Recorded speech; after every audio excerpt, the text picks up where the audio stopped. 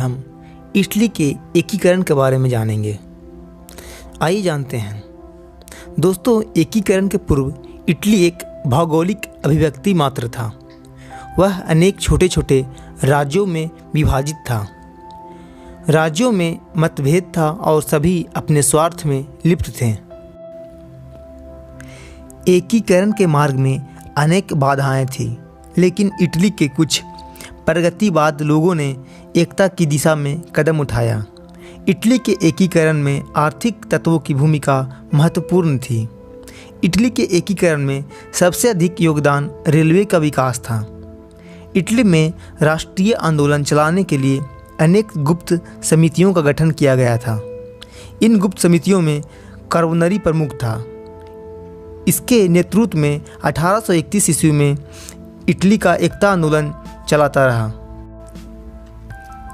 दोस्तों, मेजिनी को इटली के राष्ट्रीय आंदोलन का पैगंबर कहा जाता है। उसने युवा इटली नामक संस्था की स्थापना की। इसके सदस्यों ने मजदूरों और गांवों तथा नगरों के लोगों के बीच चेतना फैलाई। सन 1848 ईस्वी की क्रांति का प्रभाव भी इटली पर बहुत पड़ा। काबूल और गैरीबाल्डी ने इटली के राष्ट्रीय एकीकरण में महत्वपूर्ण योगदान दिया तथा 1871 ईस्वी में इटली का एकीकरण पूरा हुआ। दोस्तों, आइए जानते हैं विस्तार से। 19वीं सदी के पूर्वार्ध में इटली अनेक भागों में विभाजित था। वह यूरोपीय शक्तियों का संघर्ष का अखाड़ा बना हुआ था। फ्रांस की क्रांति का प्रभाव इटली पर भी पड़ चुका था। इटली के निवासियों में राष्ट्रीय भावना जाग चुकी थी। इटली ऑस्ट्रिया के प्रभाव में था।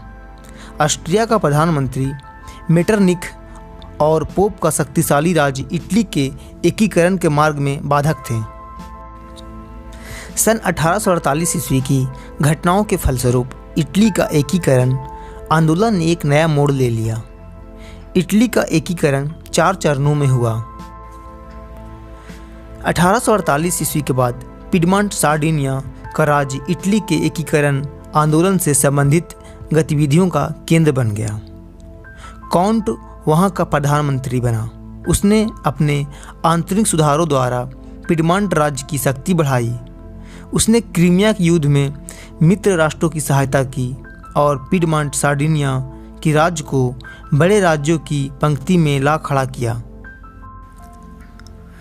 मित्र राष्ट्रों ने काबूल को एकीकरण आंदोलन में मदद देने का आश्वासन दिया। काबूल और नेपोलियन तृतीय के बीच प्लाम्बियस की संधि हुई। काबूल ने ऑस्ट्रिया के विरुद्ध युद्ध की घोषणा कर दी। ऑस्ट्रिया युद्ध में पराजित हुआ। लोम्बार्डी को पिडमॉन्ट सार्डिनिया राज्य में मिला लिया गया।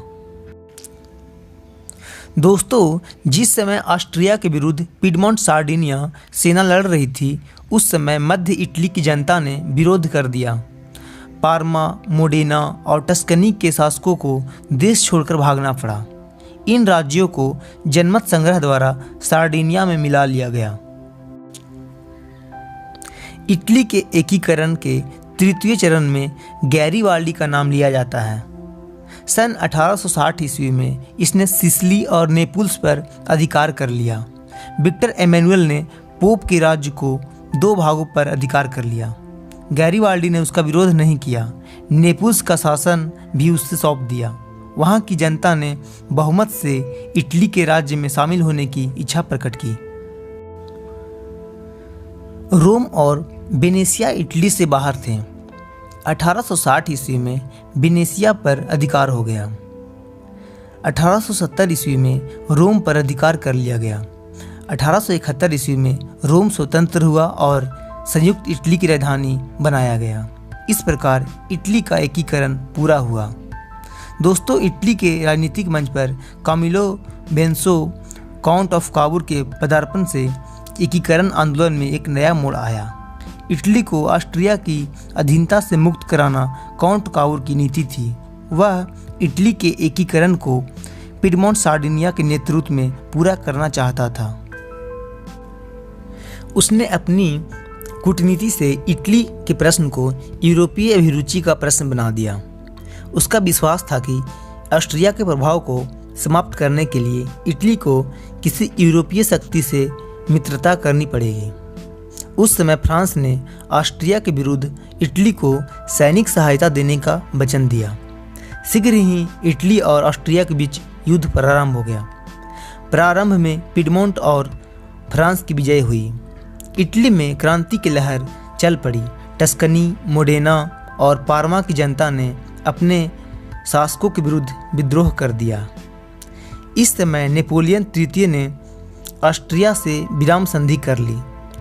ऑस्ट्रिया सार्डिनिया युद्ध का एक महत्वपूर्ण परिणाम यह हुआ कि इससे इटली के एकीकरण आंदोलन को बल मिला। युद्ध काल में ही मध्य इटली के राज्यों में राष्ट्रीयता की भावना प्रबल हो चुकी थी। टस्कनी, पार्मा और मोडेना की जनता ने विद्रोह कर दिया और वहां के राजाओं को देश छोड़कर भागना पड़ा। इन राज्यों ने सार्डिनिया के साथ मिलने का निर्णय कर लिया।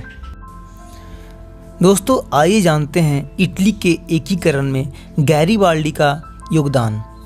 दोस्तों, काउंट काबूर के प्रयत्नों के फलस्वरूप संयुक्त इटली के लिए आधार तैयार हो चुका था, लेकिन अभी उसका एकीकरण पूरा नहीं हुआ था।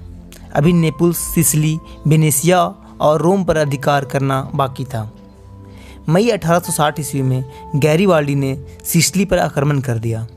नेपल्स और सिसिली को जीतने के बाद उसने रोम को जीतने की योजना बनाई। 18 फरवरी 1861 ईस्वी में सार्डिनिया की राजधानी में नवीन संसद का उद्घाटन हुआ। इसमें रोम और वेनेशिया को छोड़कर शेष सभी राज्यों के प्रतिनिधि सम्मिलित हुए थे। सन 1866 ईस्वी में वेनेशिया पर आक्रमण हुआ और वेनेशिया को इटली के राज्य में मिला लिया गया।